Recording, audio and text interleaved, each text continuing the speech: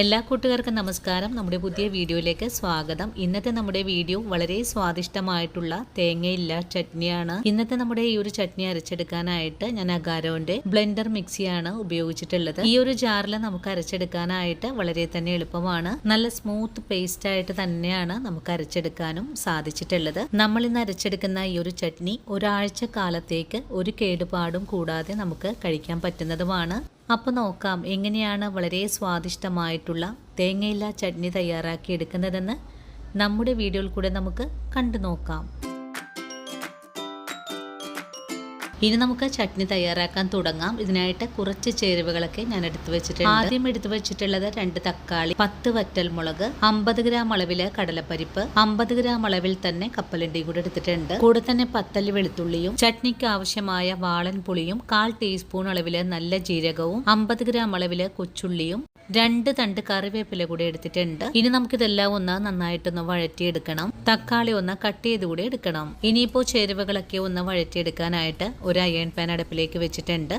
Pan ചൂടായി വരുമ്പോഴേക്കും നമുക്കിതിലേക്ക് കുറച്ച് വെളിച്ചെണ്ണ കൂടെ ഒഴിച്ചു കൊടുക്കാം. വെളിച്ചെണ്ണ നന്നായിട്ട് ചൂടായി വരുമ്പോഴേക്കും നമുക്കിതിലേക്ക് ആദ്യമേ ജീരകം ചേർക്കാം. ജീരകം ചേർത്തൊന്ന് മൂത്ത് വരുമ്പോഴേക്കും ഇതിലേക്ക് കൊച്ചുള്ളിയാണ് ചേർത്ത് കൊടുക്കേണ്ടത്. കൊച്ചുള്ളിയുടെ കൂടെ തന്നെ വെളുത്തുള്ളി അല്ലിയും കൂടി ചേർത്ത് നല്ലതുപോലെ ഒന്നുകൂടെ വഴറ്റാം. കൊച്ചുള്ളിയൊക്കെ ഒന്ന് വഴണ്ടു കഴിഞ്ഞാൽ പിന്നെ നമുക്കിതിലേക്ക് കടലപ്പരിപ്പ് ചേർക്കാം. കൂടെ തന്നെ എടുത്തു വെച്ചിട്ടുള്ള കപ്പലണ്ടി കൂടെ ചേർക്കുന്നുണ്ട്.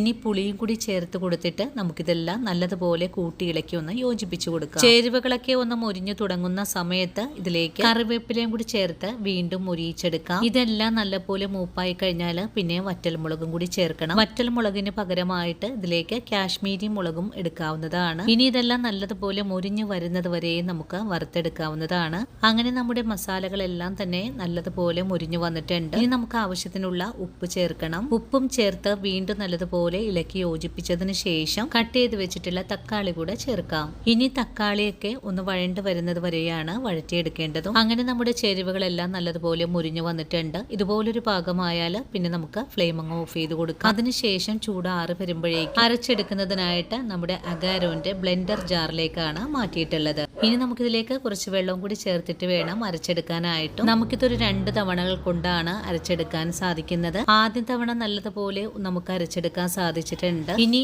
അരച്ചെടുത്തിട്ടുള്ള ചട്നി മറ്റൊരു ബൗളിലേക്കാണ് മാറ്റേണ്ടത്. നല്ല സ്മൂത്ത് കൺസിസ്റ്റൻസി ആയിട്ടാണ് നമുക്ക് അരച്ചെടുക്കാൻ സാധിച്ചിട്ടുള്ളത്. അങ്ങനെ ചട്നി മുഴുവനും തന്നെ അരച്ചു മാറ്റിയിട്ടുണ്ട്. ഇനി ഇതിലേക്ക് ഒരു താളിപ്പ് കൂടെ ചേർത്ത് കഴിഞ്ഞാൽ വളരെ സ്വാദിഷ്ടമായിട്ടുള്ള തേങ്ങയില്ല ചട്നി ഇവിടെ റെഡി ആയിട്ടുണ്ട്. ഇനിയിപ്പോ ഇഡ്ഡലിക്കും ദോശക്കും ഒരാഴ്ച കാലത്തേക്ക് ഒരു കേടുപാടും കൂടാതെ നമുക്ക് കഴിക്കാൻ പറ്റുന്നതുമാണ്. അപ്പോൾ ഇന്നത്തെ നമ്മുടെ വീഡിയോയും ഇത്രയേ ഉള്ളൂ. ഇനിയും നല്ലൊരു വീഡിയോ ആയിട്ട് നാളെ കാണാം. അതുവരെയും ഒത്തിരി സ്നേഹത്തോടെ വീണ്ടും കാത്തിരിക്കുക.